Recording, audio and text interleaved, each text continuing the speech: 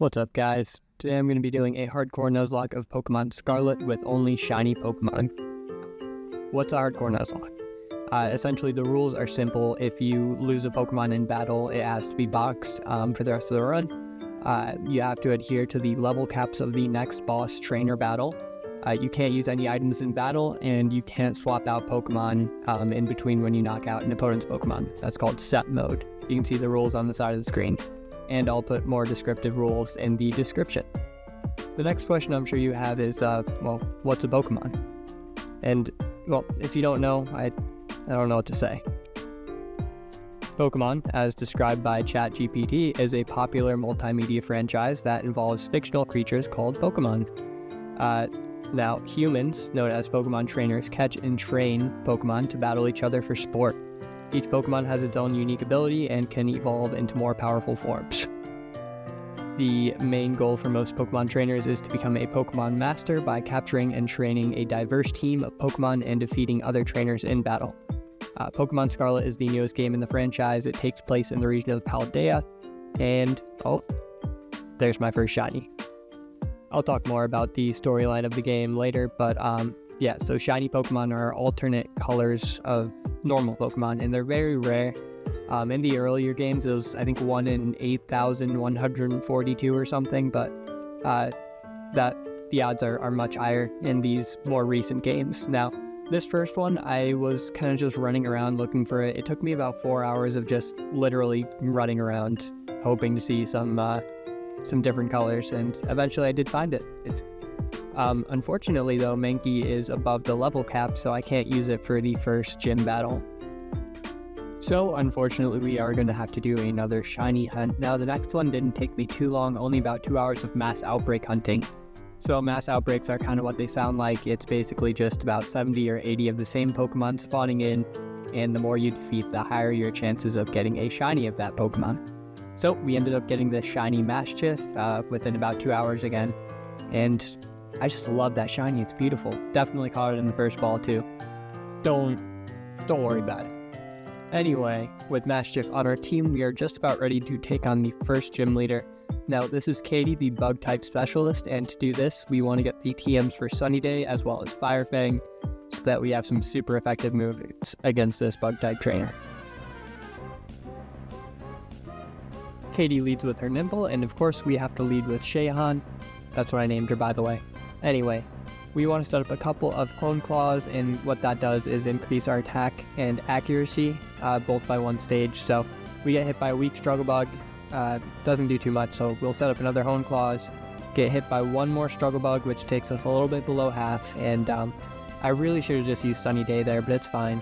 We end up using Sunny Day this turn, take one more Struggle Bug. Thankfully we don't get crit, because that would have knocked us out, and now we can go for Fire Fangs. Next up, Katie sends in her Tarantula, and again, we do outspeed, hit it with a Fire Fang, and 1-hit KO. Last up, Katie is going to send out her Teddiursa. Now, Teddiursa isn't a bug-type Pokemon yet, but with the power of Terrestrialization, you can change your Pokemon's type into any other type. So she does do this little fun cutscene and changes her Teddiursa into a bug-type, which is unfortunate for her, because we do outspeed. We hit her with a Fire Fang, and yeah. We got lucky though. We were on 7 HP towards the end there, and if we had gotten hit one more time, we would have been done for. Next up is the Titan Cloth. Cloth is a rock-type Pokemon, so we end up teaching Shayhan the TM for Dig, and we give her an Oran Berry, so that when she gets into the yellow, she will restore 10 HP, giving us a little bit more time to survive. Now, I was a little bit worried about this one. Cloth hits very hard, especially against an unevolved Pokemon. And, let's see how this goes.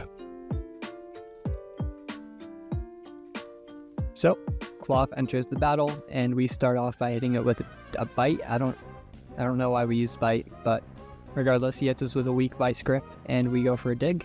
He hits us with another one, and we have to heal up using our Oran Berry. Now, Shayhan does Dig, which means he will miss the next Vice Grip, and after hitting it, we do a very good amount of damage. Now, we just have to survive one more hit, and the last Dig should take it out. 5 HP, thank God. We end up digging, we don't miss, and that's its first phase done. Now, every Titan Pokemon does have 2 phases, but in the second phase, we get an assist from our good buddy Arven. Now, Arven is the man who has sent us out on this quest to find the Titan Pokemon and grab all of the Herba Mystica that they're eating in order to heal his puppy, who is actually an evolved form of Mastiff. So, we end up taking it out pretty easily. He does target Arven's Shelter quite a bit, who keeps healing up, and yeah, in a few digs, Cloth is done for. Now, unfortunately, while doing the gym challenge for the next gym battle, we did overlevel our Mastiff, and we had to look for another shiny. Now, this one took me about a week of hunting 1 to 2 hours a night, and it was such a relief when I finally found it. Also, that shiny Tarantula is just beautiful. I love the color choices. Red and black shinies are by far my favorite. So, thankfully, we do catch it in the first ball, and we have another Pokemon who can start taking on gyms until the level cap increases and we can use our other 2 again. So, we do end up naming our Tarantula Sella, and luckily, we are able to evolve it right before the next gym battle, right below the level cap. I also grab a Leftovers, which is an item that'll heal your Pokemon by a little bit after each turn, so it's super helpful. Regardless, we train Fella up a little bit, and soon enough, she evolves into a Spidops. Now, obviously, Spidops is a Bug-type Pokemon, and the next gym leader, Brassius, is a Grass-type gym leader. So, we do have the advantage in typing, though he does have 3 Pokemon and we only have 1. So, we end up grabbing the Substitute TM, as well as the X-Scissor TM to increase our power a little bit. But, finally, we are ready to take on Brassius with that moveset, and I really like this guy, especially being an art history major. He's certainly an artist. Anyway, we set up a Toxic Spikes so that any Pokemon he switches in will get poisoned, and we get hit by a very weak attack. We set up another layer of Toxic Spikes because I don't know how that move works, and get hit by another Mega Drain that, again, barely does any damage. After that, I set up a Substitute. Thankfully, she goes for a Sleep Powder, which doesn't affect us and doesn't break our Substitute, and we hit it with an X-Scissor to take it out in a single hit. And with Petalil out of the picture, Brassius sends in his Smoliv.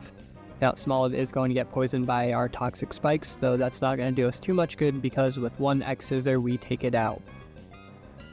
Last up is Brassius' Sudowoodo. Now, Sudowoodo is a rock type, though, again, with Terastallization, he can turn it into a grass type, and he calls it Truly Woodo, because puns. Get it?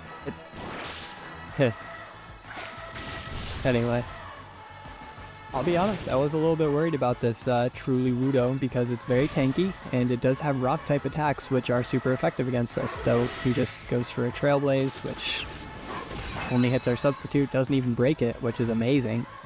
We get some HP back, he gets poisoned, goes for a Rock Throw, breaks our Substitute, and we hit it with one more X-Scissor for the win.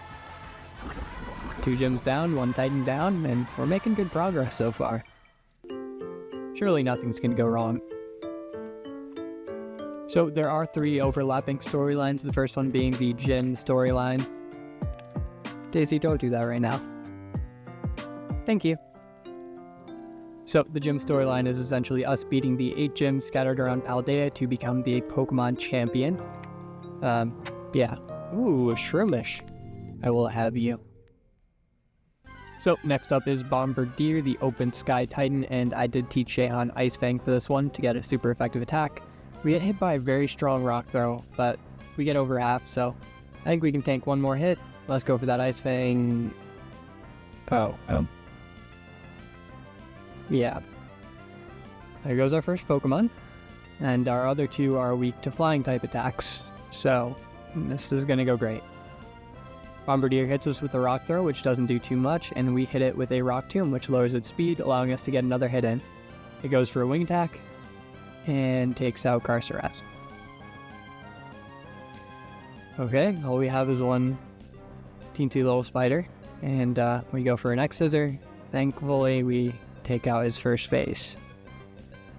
Phase 2, we go for a substitute immediately to try and block some attacks, and we do get it off. Arvin's Knackley goes for a rock polish to increase its speed, and, well, we start attacking. We want to get a pounce off, which will lower Bombardier speed and allow us to outspeed it. And thankfully, he keeps attacking Knackley, which is really helpful. Eventually, we do start going for X Scissors, which do a significant amount of damage to it, as you can see right here. And it just keeps attacking Knackley. Might just make it out of this alive after all. Knackley hits it with a really strong smackdown. He goes for a Torment on us, which doesn't do any damage, and we hit one last X Scissor to finish off the Bombardier. Sucks that we lost 2 really good Pokemon, but I guess it's time to shiny hunt again. More hours of my life wasted. But this one doesn't take too long, only about 8 hours of running around, and after a few rounds of hunting Charcadet, we do see a shiny one. Now, it's very hard to tell, but it's literally just the eyes that are a different color, so you have to look for blue eyes like this little guy right here. Again, I don't know if anybody's ever shiny hunted before, but this running around for 8 hours is so exhausting. But I've never used a Charcadet before, so I'm very excited that we got this encounter, and within, oh my god, the first ball, definitely, we ended up catching Charcadet, and we named him Haliax. Now, if you understand the reference, I should have picked a different name for him.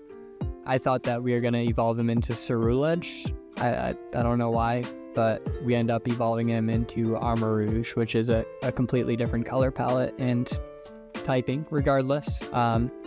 Still super excited to use him. So, with these 2 Pokemon in hand, I am not feeling super confident against the next boss, which is the Dark-type Team Star leader.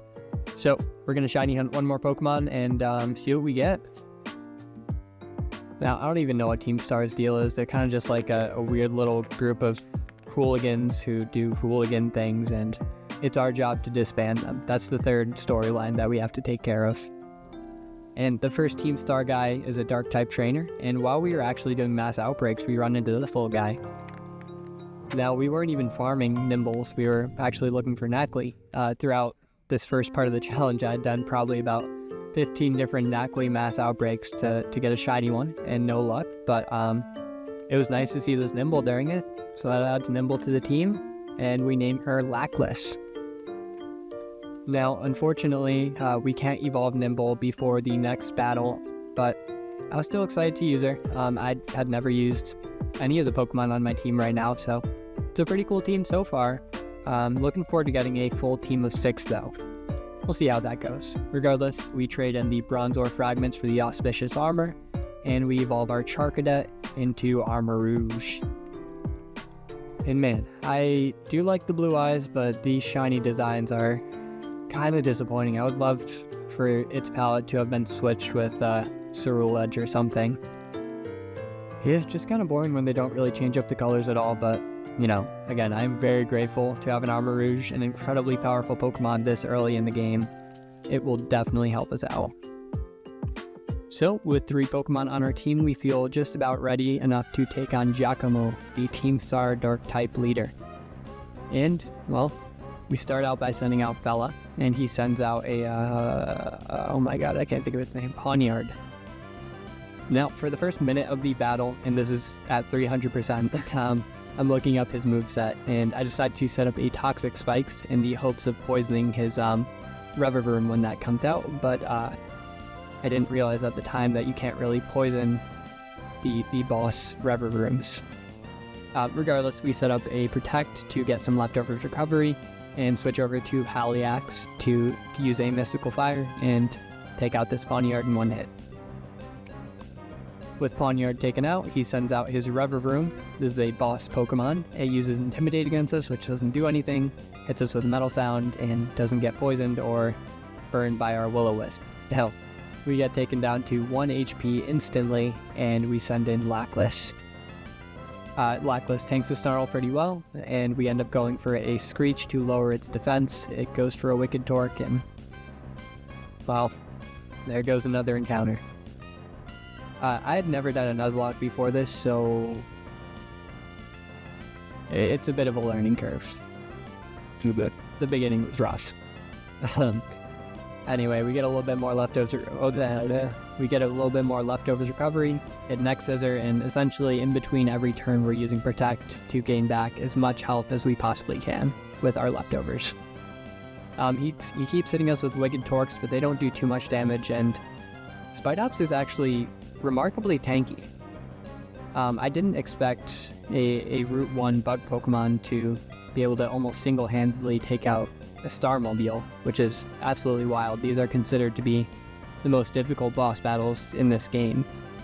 But eventually, yeah, it's only one loss, and both of our Pokemon at about 1 HP, we take out Giacomo.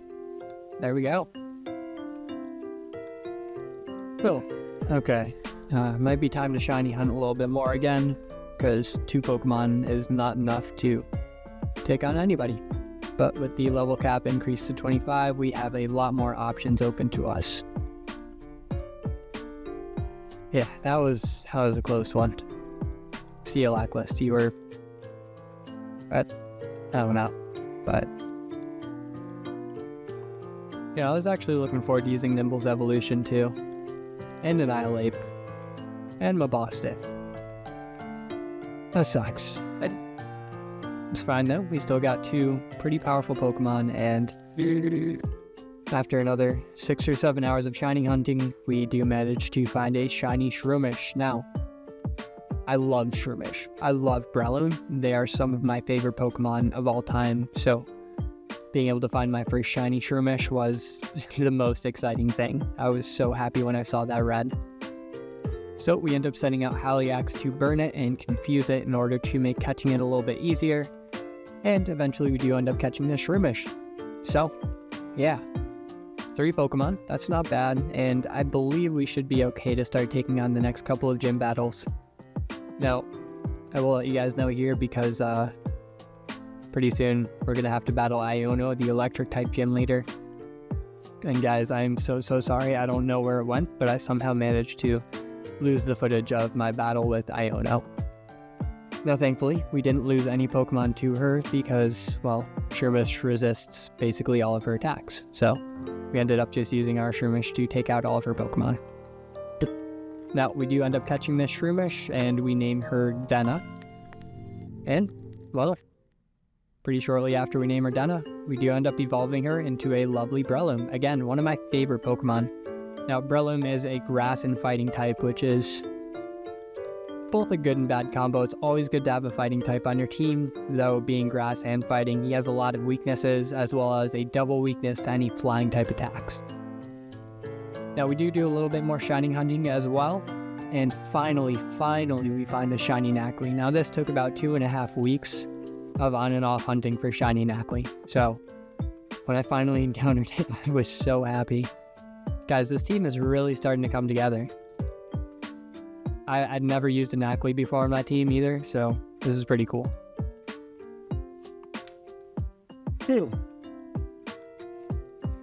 Anyway, I really do like the color palette that they chose for shiny Nacli too. It's just a little bit darker orange than the normal one, and I think that's pretty awesome. Though it would have been cool if they did like a Himalayan pink sea salt theme for it, because it's a salt Pokemon. But regardless, it's an incredible encounter, and honestly, I don't really learn how to use it until later in the game, and you guys are going to see what I mean by that. It's pretty cool. But regardless, we evolve it into a Knuckle Stack very shortly, and it's a Minecraft Pokemon. That's kind of cool. It also learns the move Salt Cure, which is very interesting. Essentially what it does is hits a base damage of 40, and then it does damage over time too. It's actually really good.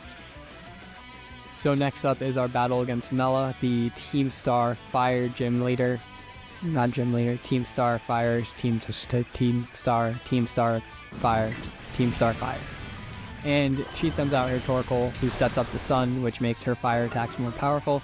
and we end up setting out a set of stealth rocks, which will damage any Pokemon that come into the field. She hits us with a very weak fire attack, and we hit it with Salt Cure. Now, again, the original attack doesn't do too much damage to it, but the damage over time really does add up.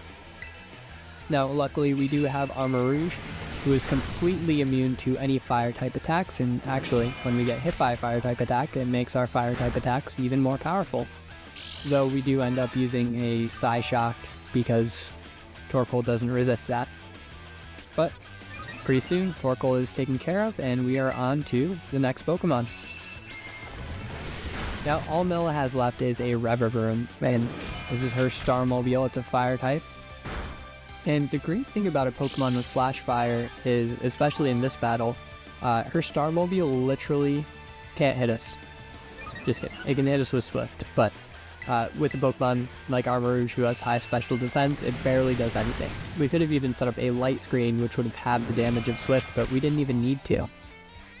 The only better counter to the Starmobile would have been something like Chandelure, which is a Ghost type and has Flash Fire, so that it literally wouldn't have been able to do any damage. But again, we were in literally no danger right here during this battle. So Armarouge is an incredible encounter and the perfect counter for this Starmobile. So we just end up taking a bunch of weak Swifts, and we can keep going for Psyshocks until this thing is dealt with. Yeah, this went significantly better than the last Team Star battle and some of the other previous battles, so we're getting there, guys.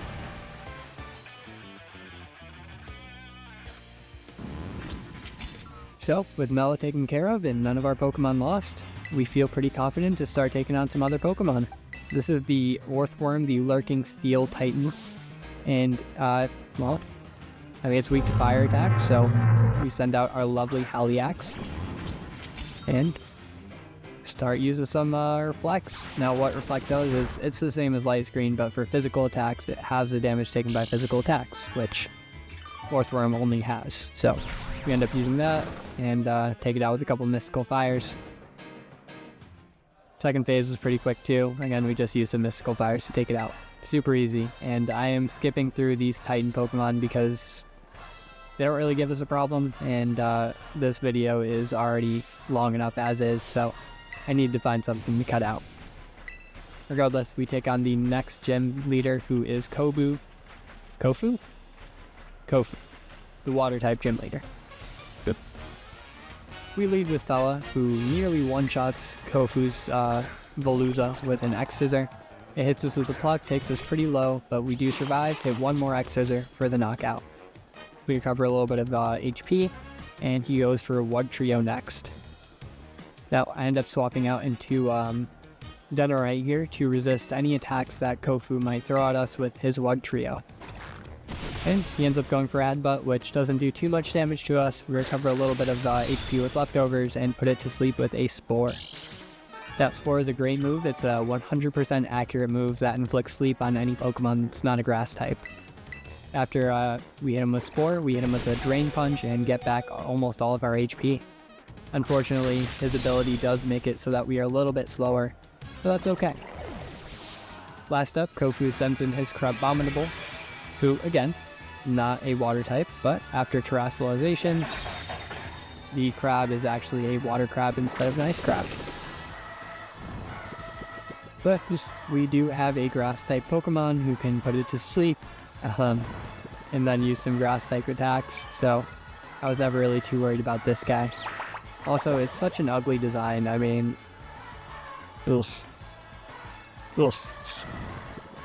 regardless, one Bullet Seed is actually enough to take it out. Oh.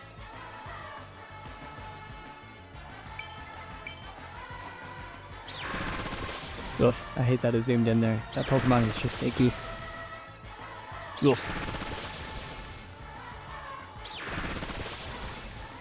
Well, with Kofu defeated, I mean, we have a pretty nice team, but I do want 6 Pokemon at some point, so we're gonna do another shiny hunt.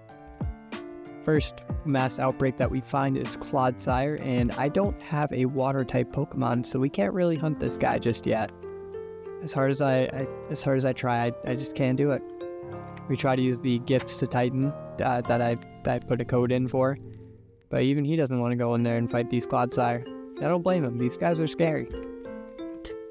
Our next shiny hunt attempt is actually a mass outbreak of Rotom. Now, Rotom is very small, and its shiny is slightly yellow on the outline instead of blue.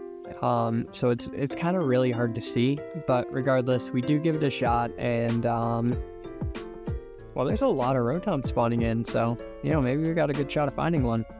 I did this one at least 3 times before I got bored and moved on, though. We didn't end up finding a shiny Rotom. It's okay, though. I love Rotom, but we'll move on. A mass outbreak of Riolu. Now that is special. Lucario, of course, is a fan favorite Pokemon. I personally love him too. He's a pretty cool dude. The whole Anubis theme is really cool, and shiny Lucario being yellow and black is also awesome. Very on theme with the whole Egyptian Anubis aspect of his design. So I do hunt this for a little while. This one took me about 3-4 hours of just resetting the mass outbreak until I finally found the shiny. Look at this little guy. He's such a cutie. Ugh. We have a great team so far. So, we go ahead and toss a Pokeball. Well, actually an Ultra Ball. And let's see if it's the first ball this time. Yes, totally. There definitely wasn't a little jump cut there, so obviously we caught him in the first ball, and you guys can't prove anything otherwise. So after capturing our little Riolu, we do name him Kvothe, because of reasons. And, well, we force feed him some berries and a nice pickle and butter sandwich. Everybody loves those pickle butter sandwiches, and, well, after that he evolves. We get ourselves a shiny Lucario. Now, this is a great encounter. Now, Lucario is the Steel typing, which is arguably one of the best types in the game, if not the best, especially defensively, because it resists or is immune to so many different type attacks. But regardless, we take Lucario and lead with him against the Poison type Team Star leader Atticus.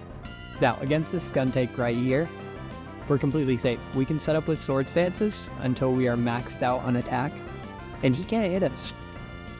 Steel is completely immune to all poison attacks, and the only attack that Skuntank can hit us with is Sucker Punch, which requires us to use an attacking move.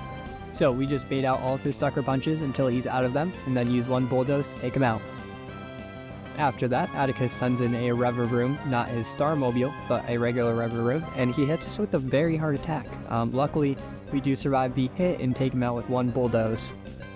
Last up is Smuck before his Starmobile, and we use a Protect to get some leftovers recovery. He goes for a Mud Slap, and I think we can survive that. We have over half HP, so we go for another Bulldoze, and let's see if we hit it. Perfect. Took him out in one hit. Last up is his Starmobile. Now, as you can see on screen, this Starmobile has the Fire Attack Flame Charge, and we bait that out because AI will normally go for the attack that is super effective against us. So we swap into Haliax, who is completely immune to Flame Charge, and hit a Mystical Fire. Now, the Starmobile can't do too much damage to us, but we end up setting up a Reflect, which will, again, have the physical damage that we take, and unfortunately get poisoned. So, we do end up taking one more hit before we are forced to swap out. Now, expecting a Poison-type attack, we swap back into Kvothe so we can be immune to it, and we call it right. He goes back for another Flame Charge, but we Protect, and then send in Elodin to resist a Flame Charge. Now that barely did any damage, we're a little bit safe right now, but we go into Breloom. I don't remember why, but we get hit by a Spin Out, which lowers his speed, and back to Elodin to tank some more attacks. Now this is at like 500% because it's just a lot of swapping in and out until we get some safety. I'm basically just trying to use up all of his Flame Charge and not just Torque PP, so that we're not one-shot. So we're just waiting out attacks that are not very effective against the Pokemon that we swap into, and using Protect on the ones that no Protect. Yeah, I might have made this a bit too complicated. I'm pretty sure that Kvothe could have survived one flame charge and just one-shot him with bulldoze. But it's fine. It's so much better to play this safe and to just take our time with this so we don't lose a Pokemon. Our team is looking pretty bad though. Most of our guys are below half poisoned. It is not great, but he is almost out of attacks, so hopefully Lucario can tank one hit and we can get some damage off. Now that bulldoze barely did anything, but the flame charge didn't do much either, so we protect another time for leftover recovery, swap him out into Haliax, who tanks the flame charge. Let's see if he survives this poison.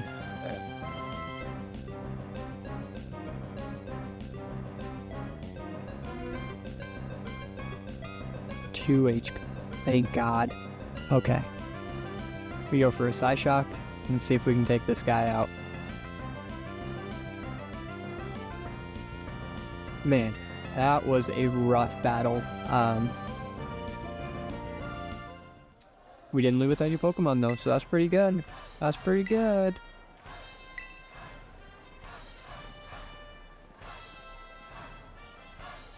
Now, we just go straight into Larry. I don't even bother leveling my Pokemon up anymore because I have faith in Lucario. I looked at Larry's moveset and I have a plan. You guys will see.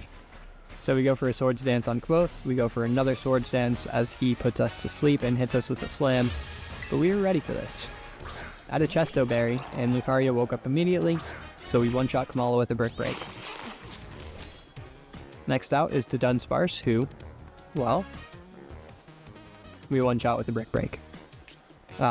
You'll never guess what happens next. He sends out Staraptor, his last Pokemon, and he turns it into a normal type attack, or normal type Pokemon with Terastallization.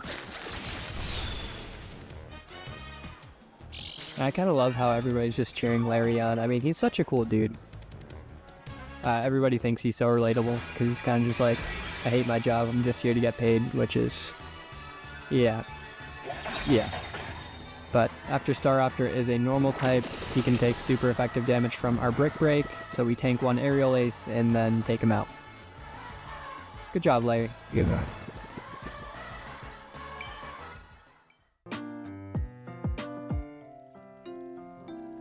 So depressed afterwards too. I mean, he did just get beat by a 10-year-old, so understandable. Next up, our Elodin evolves. He goes into a Garganacl, who I think is a really cool looking Pokemon, and his ability is really good too. It basically just makes us take half damage from any ghost type attacks, which is really great, and we also can't get any status effects on Elodin, so super nice. I'm really excited to be using this guy. And I do one more shiny hunt before we keep going, and this one was actually on my lunch break at work, and I found a shiny Darkspun. Now, in the background, I had been hunting for a shiny Darkspun, or whatever its pre-evolution is, for literal days. I spent about 12 hours one day hunting for a shiny Darkspun, and I couldn't get it. So after I found this, I was so ecstatic. It was, God, so relieving to get it. But we finally have a full team and everybody's fully evolved now, and it looks really good. This is a solid team, especially for random encounters. Like, I'm really happy with this. Unfortunately, my Elodin and Daisy had overleveled for this fight, so we can't use them in this battle, but they will be with us in spirit as we take on Ryan, the ghost type gym leader. We lead with both and Fella, and it, well, I think you know where this is going. Both sets up a Swords Dance as Fella sets up Sticky Web. I think about going for Bulldoze, but I end up going for another Swords Dance on Kvothe first, as we get hit by some weak attacks, and as Mimikyu sets up a Light Screen, which won't really do much to us because we don't use any special attacks on this team, except for Haliax, but I'm not really planning on using him in this battle because he is weak to Ghost. So we do eventually go for a Bulldoze as Fella protects so it doesn't hit her, And we take out the bayonet and destroy Mimikyu's disguise.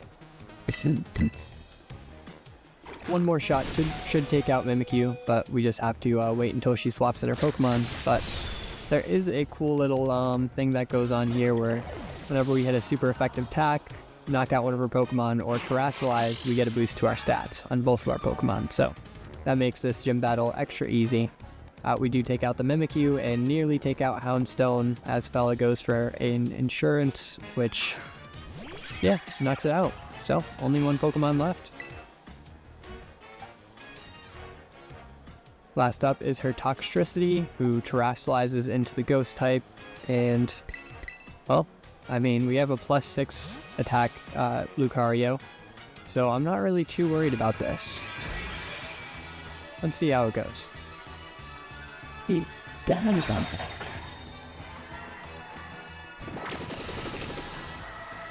Fella protects so we don't get hit by the bulldoze, and wow, can't believe we survived that. Oh, we're paralyzed too. Okay, that's not great, but you know, we can still make this work. Fella's at above half, and so is Lucario, and so let's see what we can do. We go for another bulldoze, and oh, I can't really protect, can I? It's fine. Wow.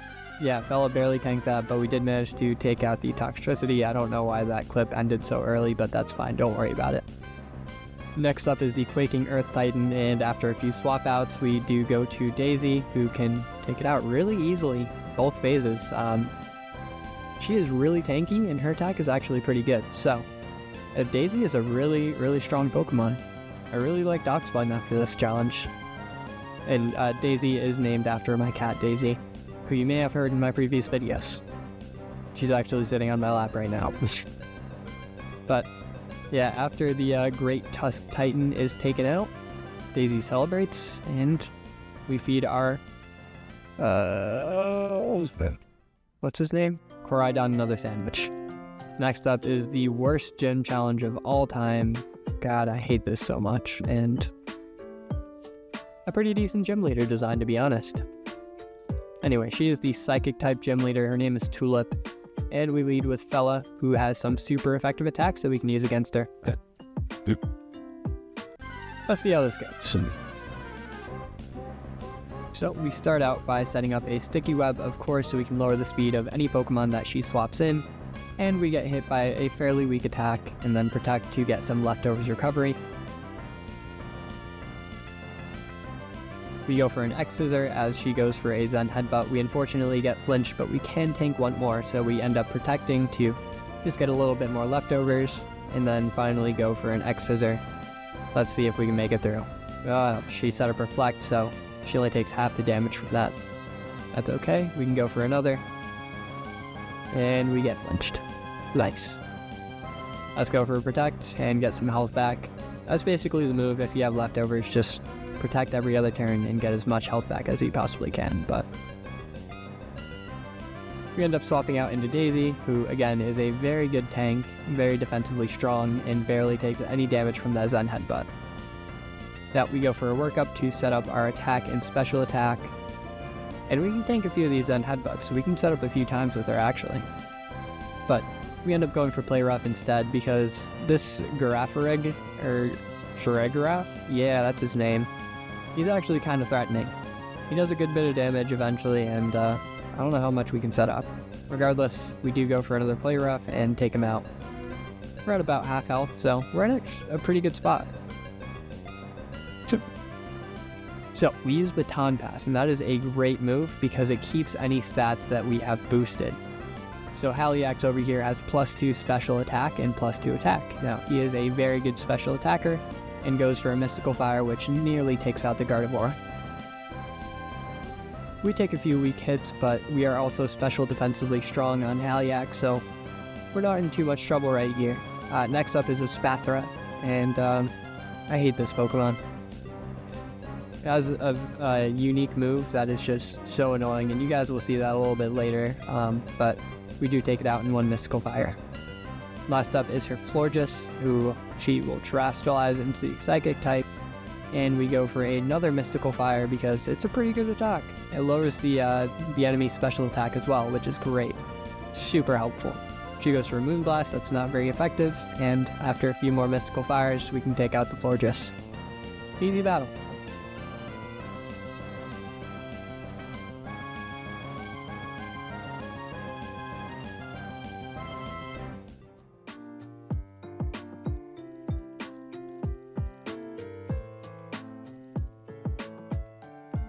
Next up is actually one of my favorite gym challenges, and that's just skiing.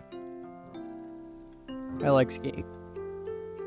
Though, since I moved down to South Carolina, I haven't been able to ski very often the past couple years, unfortunately, so this is about the closest I can get.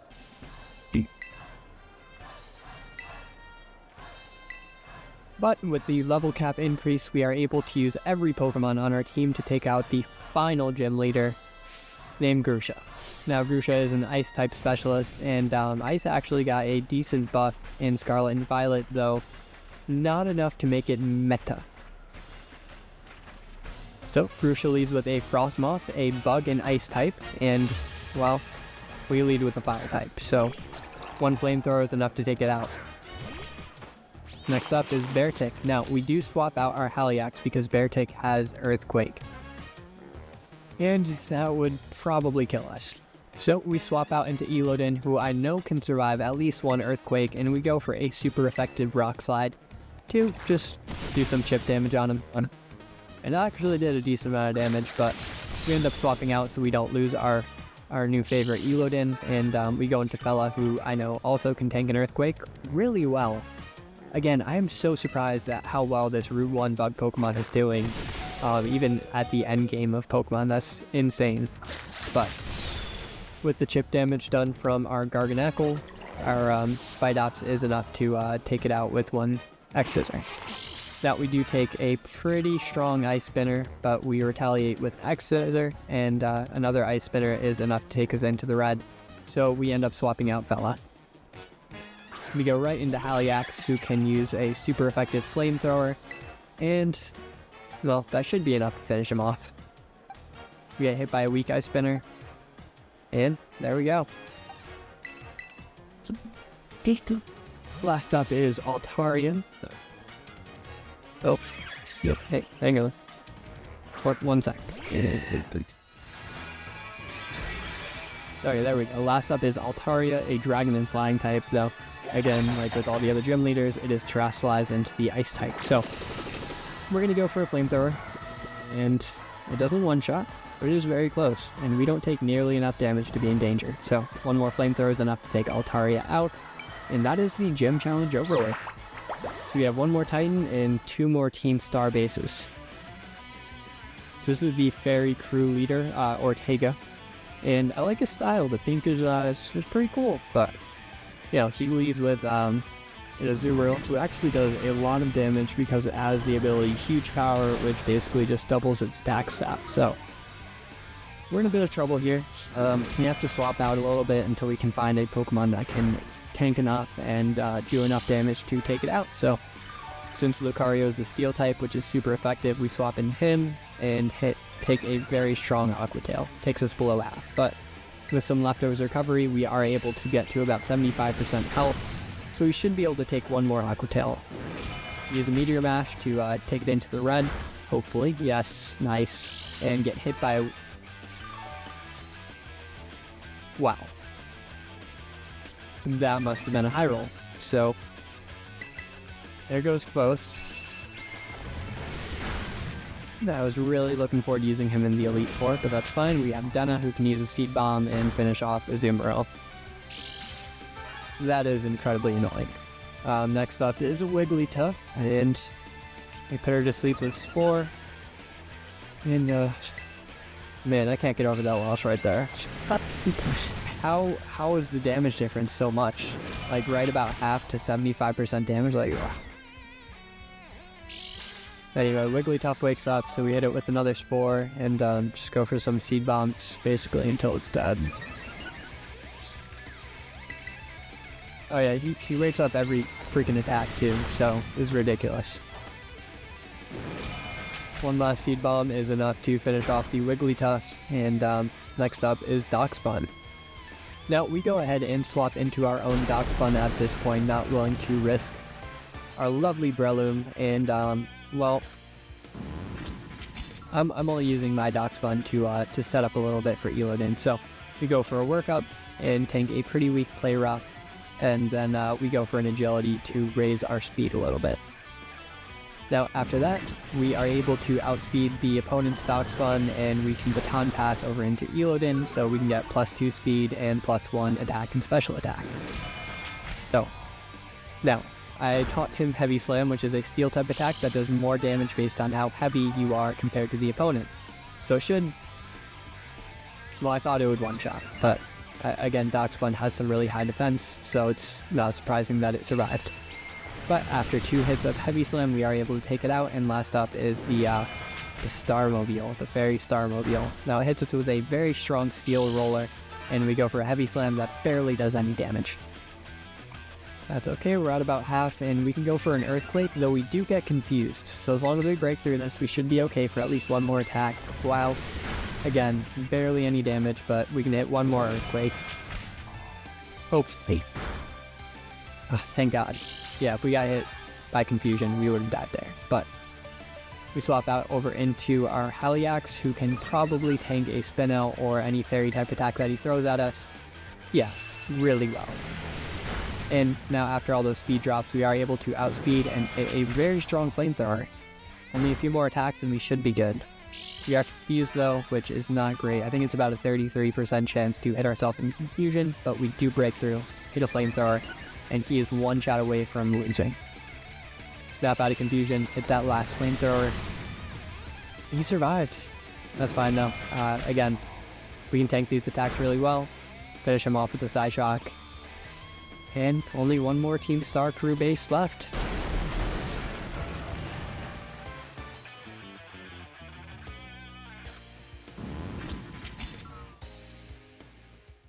Now, I have to admit, my least favorite part about these games are the unskippable cutscenes that come right after the Team Star leader defeats. So, it's just great.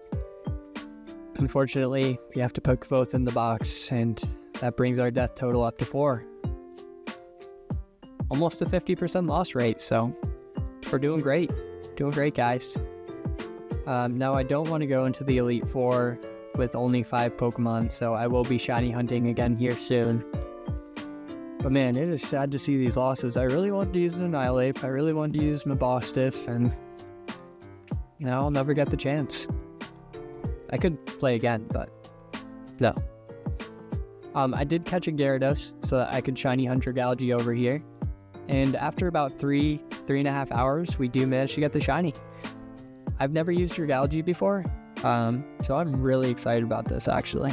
I've always thought it was such a cool Pokemon, I've just never had a good chance to use it.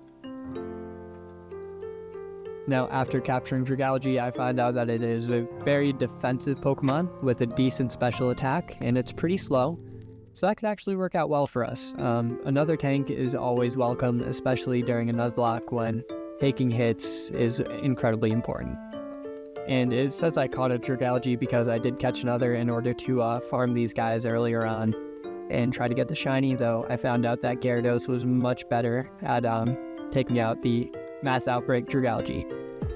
Now, thankfully, this Dragalge is actually a very high level as well, being 48, which is very close to the level cap of 56, so we don't need to do too much training. This is why we save.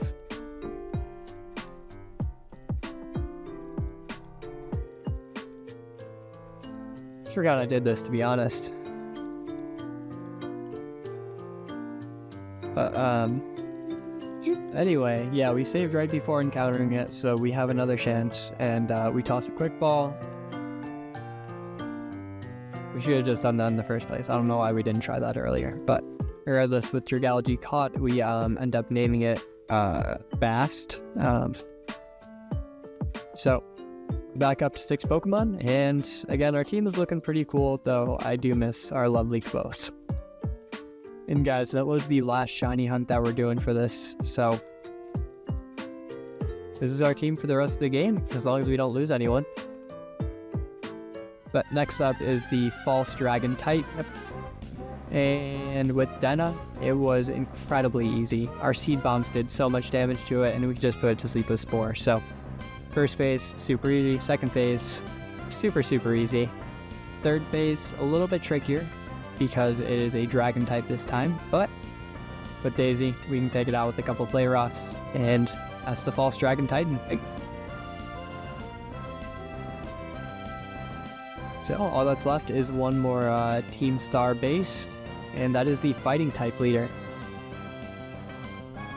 Now, with our Armarouche, who is a Psychic type, and our Darkspawn, who is a Fairy type, I'm not too worried about this this person, and we can actually set up a bunch of Calm Minds with Haliax, just because Toxicroak won't go for any attack other than Sucker Punch due to it being super effective against us. Though, again, like with the other the Dark type leader in the Skuntank, Sucker Punch can't hit us if we don't use an attacking move.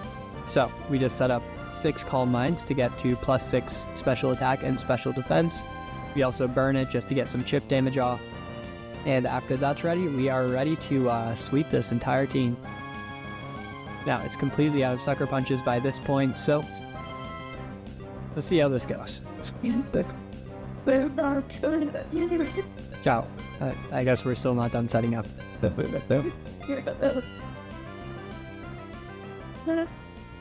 Okay, there we go. Let's see how... Okay, we get poison, that's fine. Oh, we one-shot the Toxicroak. That's great. Okay.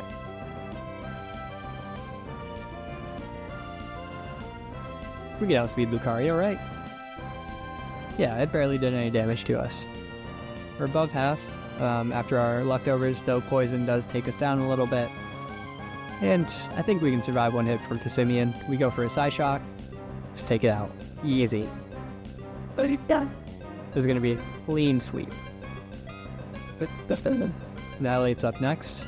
We go for a Psyshock, and... Does it really outspeed us? Okay, there's no way this is gonna...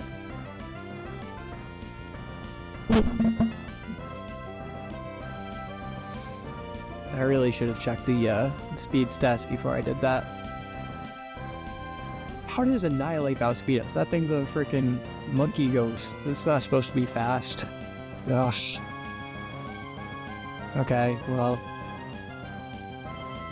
We can lower Annihilate's attack with Charm 3 times to get it down to basically nothing as it goes for close combats that do less and less damage. And now we will be setting up with Work Up 6 times to get to +6 attack and play rough against the Annihilate to take it out in one hit. Last up is Reverie, and I think about swapping out into a different Pokemon, but I end up just staying in with Daisy because she's a Fairy type and we one-shot the Fighting Starmobile. Now it really is a 50-50 loss rate. But this is the final team that we're taking into the Elite Four. Breloom with... Oh, it's too late. Okay, I'm not reading off these moves. You guys can look at them yourselves. Regardless, I did fully EV train the Dragalge by force feeding it lots of supplements, so it is maxed out in special defense and special attack, I believe. So it should be a very strong Pokemon that we have on our team. And now after each battle, I do change up my movesets a little bit, just so that I am better equipped to deal with the Elite Four member that is currently in our way. But the first one is Rika, the ground type. And, you know, we can send out Denna and one-shot the Whiscash with a Seed Bomb. Next up is Camerupt, and I swap into Daisy because she is immune to fire attacks, and that's exactly what Camerupt uses against us. And from here, we're kind of just swapping out a bunch to avoid taking damage. We end up poisoning it with Toxic from Dragalge, and eventually swap back into Daisy to tank one more Fire Blast, and hopefully the poison will take him out right here. No? Okay, yes, good.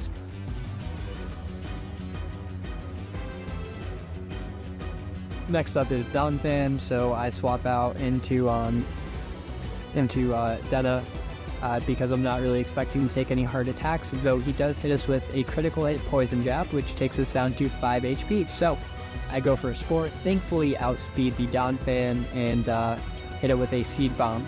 I don't really have any safe swap-ins, so Hopefully the Seed Bomb one-shots or it doesn't wake up, because we really don't have an option against it.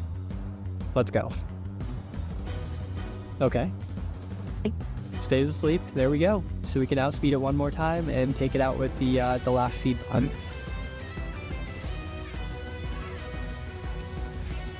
Next up is Dugtrio, a very speedy attacker, so we swap out into Elodin to tank what I assume is going to be an Earthquake. No? Sandstorm. Okay, even better. So we go for an Earthquake ourselves as we are hit by one, and ours does a lot more. We can take out this Dugtrio easy. We are taken into the red, but we managed to hit our last Earthquake, and Dugtrio is dealt with. Last up is Clodsire, so we swap into our bug type, Fella, because we want to resist any earth type attacks that come at us. We don't really have anything else that can tank a terrestrialized Earthquake, so. Wow, that barely did any damage. Again, guys, I am so surprised by how well Fella is doing, even in the late game. Like, dang. But yeah, we end up protecting just to get a little bit of leftovers recovery and go for an X-Scissors that does a surprising amount of damage, as we barely take anything from another Earthquake. We can just do this until Clodsire's dealt with. That's insane. A Route 1 Bug-type Pokemon just took out one of the Elite Four members' ace Pokemon. That looks great. I have a new respect for Spidops, that's for sure. That's Rika dealt with, and we haven't lost a single Pokemon yet, though we have 5 battles left before the end of the game. Next up is the child. I forgot her name. She's like 4 years old though, and she's apparently a Pokemon master, and she specializes in the Steel type. She starts with Caparaja, but we start with Denna, and I taught it Low Kick for this battle because of that. It just one-shots Caparaja due to how heavy it is. Next up, she sends out Corviknight, and we are scared of the double super effective Brave Bird that it was going to hit Denna with, so we swap into Elodin, who can easily tank it, and we end up going for Assault Cure, which is going to do a lot of damage to it, due to it being Steel type as well as Flying. Look at that. But regardless, we go for some Iron Defenses to boost our defense, and we also have Recover on this moveset, so that after our defenses boost, we can get our health back. Though we do get flinched, we can tank one more Iron Head, hopefully, and get our health back so we can continue this battle. Okay, thank God. Yeah, we're a little bit above half after Recover, and the Corviknight is down. We're also at +4 defense, so anything that she hits us with is not going to do much damage. There we go, +6 defense.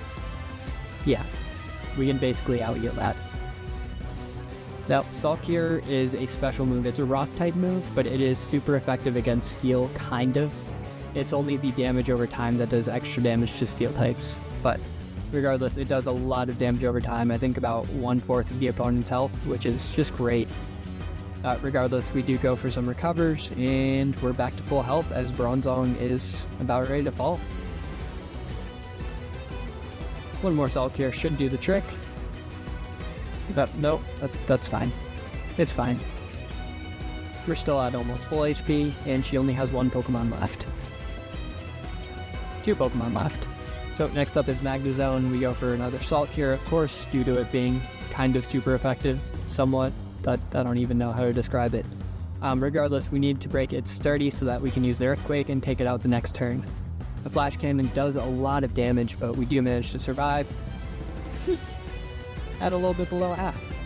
Now we got the last Pokemon, and this is a Tinkaton. It knows the move Gigaton Hair, which is a 150 base power attack with almost no drawbacks.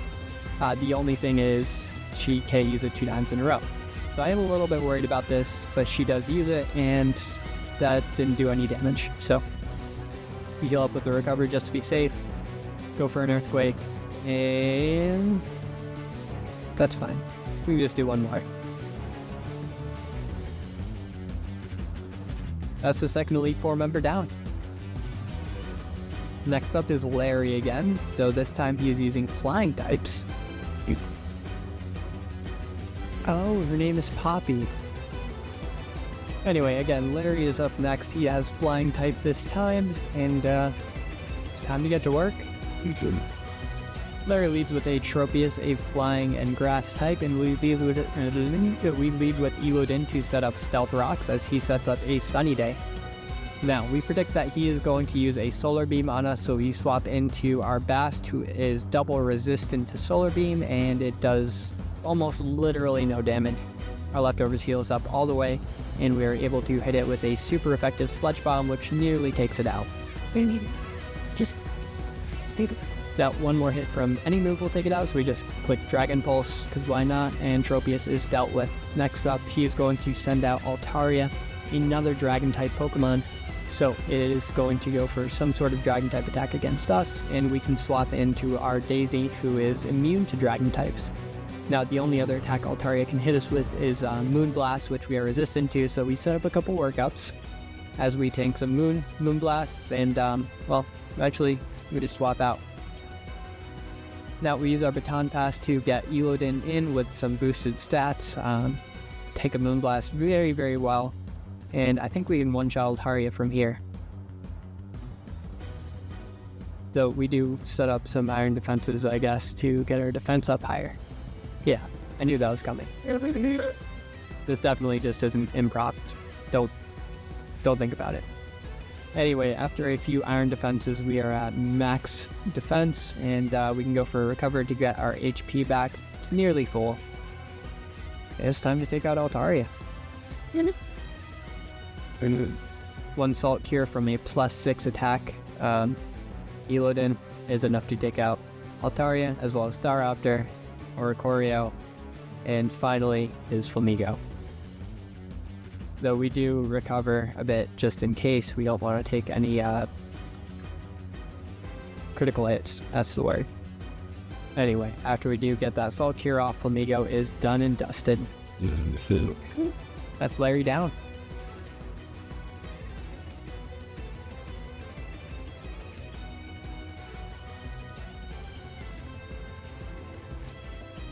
Next up is Hasselby Dragon-type Master, and we lead with our Fella. Now, we just want to go for a Sticky Web to lower the speed of any Pokemon that he swaps into. That's a really good move, by the way. It can, we end up swapping into Elodin to tank a weak Air Slash.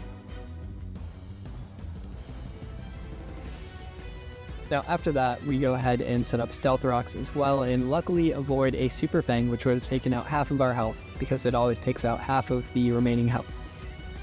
Anyway, we want to go for Assault Cure 2 just to get some residual damage off before we swap out. You know what? We can tank this.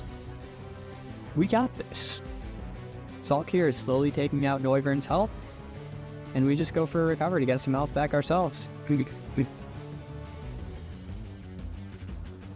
know, why not set up an Iron Defense as well, you know? Let's get Elodin up and let's sweep. You know, I'm finally starting to learn how to work with Garganacl. After you set him up, he is such an insane wall, and his attack stat is good enough that if you have a Baton Pass Pokemon like Doxbun, once you get that attack stat up, he's almost unstoppable. Yeah. But unfortunately, against this Trigalogy, we don't want to take a Hydro Pump that would have done a buttload of damage, so we swap out into Denna, who resists Hydro Pump. We go for a Spore to put her to sleep, and swap out into our own Trigalogy, who again is completely EV trained, so we have the best possible stats on this Trigalogy, and I think we can take out his. We go for a Dragon Pulse, which nearly one-shots it, and tank a weak Dragon Pulse ourselves. Let's go for one more, we outspeed, and take out the Trigalogy. Now this is the only Pokemon to my team that I bothered to EV train, just because I didn't really have the money or the resources to do any of the others. But we take out a Flapple with a super effective Sludge Bomb next. Up next we have a Haxorus, another Dragon type of course, and well, I don't think we can take a hit from it. So we swap out into Daisy, who again is immune to all Dragon type attacks, and we go for a Charm to lower its attack a bit. You know, we can go for 3 charms and make it basically useless. It goes for some weak Iron Heads against us, but once its attack is completely lowered, it can't do much to us. So we end up setting up a few workups. well, 6 workups. And eventually we just swap out into Illidan again with the Ton Pass, because he is now fully maxed out on his attack stat.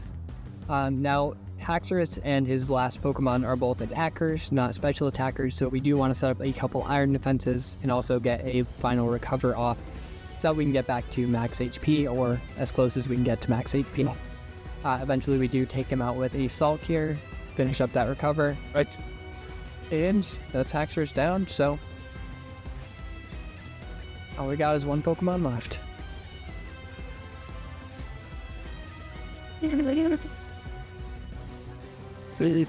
Finally, he sends out his Baxcalibur, and of course he is going to Terrastallize this Baxcalibur, and he's going to go for a Glaive Rush, Baxcalibur's special attack that, well, it's a physical attack, so it barely does anything to us. We're able to use 1 Salt Cure and finish off Baxcalibur. That only leaves Gita, the champion, and AI Sada. That is the secret final boss. Now, Gita is utterly incapable of holding back in all Pokemon battles, so we are a little bit worried about this one, but we'll do our best. Gita leads with an Espathra, and you guys are about to see why I am so annoyed by this Pokemon. It uses Lumina Crash, which partially lowers our special defense, though we do end up setting up spikes as well as sticky webs and stealth rocks. We want to be as annoying as possible because nobody likes Gita. Now we do swap into Daisy because at this point we need something that can tank some Lumina Crashes. We just gotta do a lot of swapping around basically until we can take out this Espathra, because it is very dangerous. After it hits 1 Lumina Crash, basically all of our team members are very weak against it. But we do end up sending out Fella, who can protect and get some leftovers recovery to get back to full health, and we can start going for X Scissors. Now, we take out about half of its health, so we just need to be able to survive 1 more attack and get off 1 more X Scissor.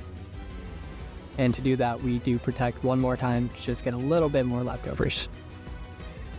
We're at most of our HP, so we should tank 1 more on 15 HP, wow. And we take out a Espathra. Now, the rest of this battle should be pretty easy considering how many entry traps we set up. And so we lower King Gambit's speed and hit him with 2 spikes and stealth rocks. So that takes out a decent portion of his health. We swap right into Denna, who can tank a Stone Edge very well and then use a low kick to take out all of King Gambit's remaining health. Oosh. Next up is Go-Go, and we don't really have the best counter in Denna, though we can just go for a few low kicks, which will end up taking out all of his health, and he only goes for bulk ups, which don't do any damage to us, so easy. Next, she's going to send out Veluza, and with its lowered speed, we can just go for a single Seed Bomb, which will take it out. Avalug's up next, and with Denna, we have the perfect counter in the move Low Kick. Again, Low Kick does more damage based on how heavy the opposing Pokemon is, and Avalug is an iceberg, so he's very heavy. Last up is Glamora, and it does have poison type attack, so I do want to swap out Denna right here, just so that we don't die. We have 1 more battle ahead of us, so I want to keep as many Pokemon alive as possible. No, she is going to end up using a poison type attack, so we were right to swap into our Dragalge, who can resist it. After that, we go for a single Dragon Pulse to see how much damage we can do, and it hits us with a very strong Earth Power. Now, Dragon Pulse does take him below half, so 1 more hit from basically any of our Pokemon should finish her off. We'd swap back into Denna, who can tank in Earth Power very well. Go for 1 last Seed Bomb, and let's see. Can we do it? Of course we can. It's Denna. This is a Breloom we're talking about, one of the strongest Pokemon to ever exist in this universe. With Glamora done, that is the Elite Four champion.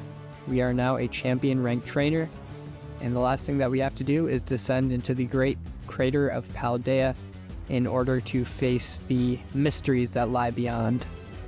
Now, on our way down to the Great Crater of Paldea, we did overlevel our lovely fella, so we are unable to use her in this final battle against AI Sada.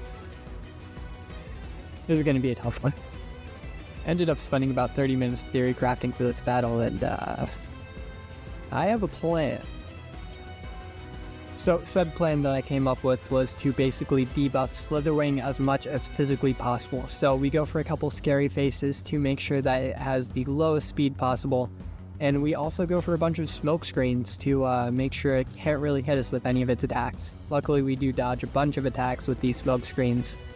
And after it gets to -6 accuracy, we really just want to get off a Toxic Spikes to poison any Pokemon that she swaps in. And then we're going to swap over to Detta, who has Charm. We're going to lower its attack to -6. And then swap over to Daisy, who can set up a bunch of workups, as well as agilities. And then swap into Elodin, who will have max attack, max speed. Then we'll set up to get max defense. And then, finally, we can start to sweep her team. So let's see if that all goes to plan. Luckily, Smokescreen is a great attack, just because it allows us to dodge so many of Slitherwing's attacks, and, well, right here, we just want to make sure we don't get hit by a Zen Headbutt, which would still do a lot of damage, so we make sure to put it to sleep first, because why not, and then we start to go for Charms. Now, we only need to use 3 Charms because it lowers the attack by 2 stage each time, and we dodged basically every attack she throws at us, so easy stuff. Now it's finally time to buff ourselves. So Daisy, of course, has the move Agility as well as Work Up to boost our attack and speed. So as you can see, we just keep going for Agility and Work Ups, and then we eventually get to +6. I just skipped all that, and we go for Draining Kiss to take it out. Now after that, Sandy Shocks has some round type attacks, so we just want to go for Draining Kisses to take it out as well, so that Elodin isn't in any trouble when we swap it in. And 2 Draining Kisses as well as the poison from the Toxic Spikes is just the right amount of damage to take it out. And after that, we can finally Baton Pass into Elodin, who will have max speed and max attack. Good.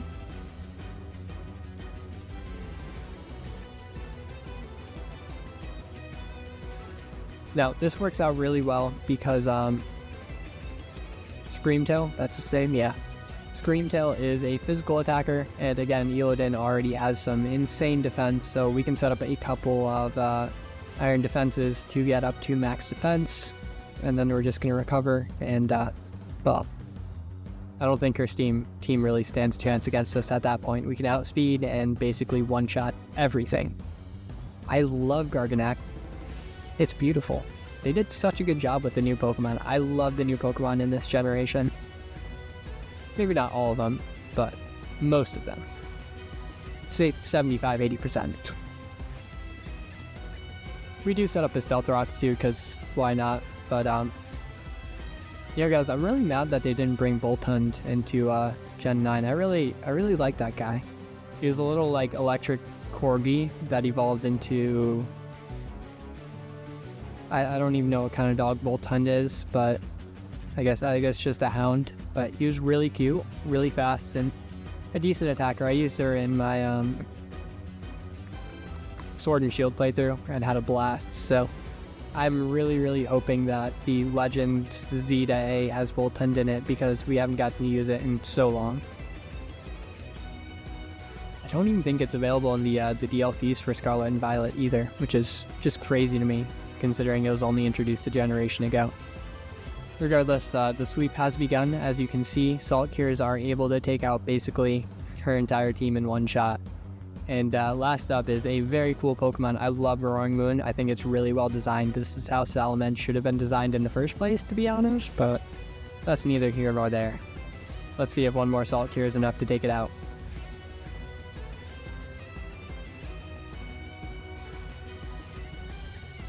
Well, almost. Ooh, that Night Slash really hurt. Wow. Well, with that, we have successfully beat a Pokemon Scarlet hardcore Nuzlocke with only shiny Pokemon. Guys, it's my first Nuzlocke. I didn't think we could do it, but there was a learning curve, and after we got the hang of it, really proud of us. We actually managed to do it. And I really like our team too. Again, I do wish that we hadn't lost half of them, but we won. I'll find a way to transfer these guys over to my main account. If you guys are curious what Pokemon I have on my main, maybe I'll show you one day. But yeah, 16 shinies encountered, 26 hours of in-game playtime. That doesn't count all of the resets from shiny hunting. And thanks for watching, guys. See you in the next one.